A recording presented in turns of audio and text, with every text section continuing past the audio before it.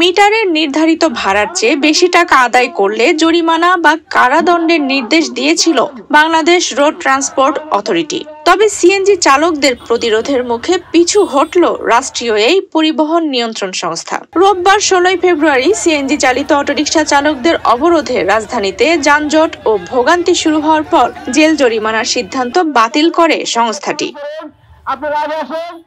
রোববার 16 ফেব্রুয়ারি বিআরটিএর পরিচালক শীতাংশু শেখর বিশ্বাস স্বাক্ষরিত এক বিজ্ঞপ্তিতে এই ঘোষণা দেওয়া হয়। বিজ্ঞপ্তিতে বলা হয়, গ্যাস ও পেট্রোল চালিত 4-3 হুইলার অটোরিকশার জন্য সরকার নির্ধারিত মিটারের ভাড়ার হারের অতিরিক্ত ভাড়া আদায়ের অভিযোগের বিষয়ে মামলা করার নির্দেশনা দেওয়া সংক্রান্ত আগের আদেশটি বাতিল করা হলো।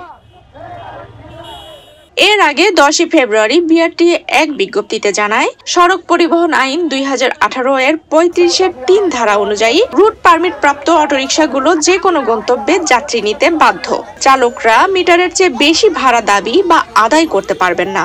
যদি কেউ এই নিয়ম লঙ্ঘন করেন তবে আইনের 81 ধারা অনুযায়ী সর্বোচ্চ 50,000 টাকা জরিমানা, 6 মাসের কারাদণ্ড বা উভয় দণ্ড দেয়া হবে। এছাড়া চালকের লাইসেন্স থেকে 1 পয়েন্ট কেটে নেওয়ার বিধানও রাখা হয়েছিল।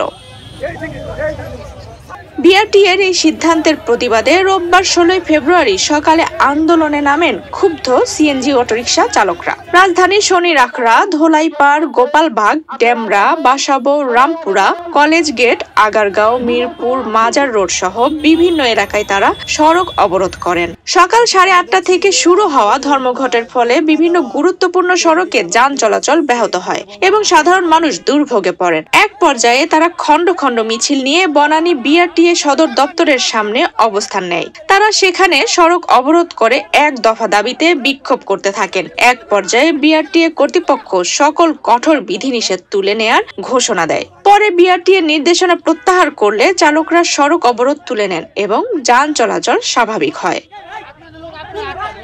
আফসানা রিপা, বাংলাদেশ প্রতিদিন।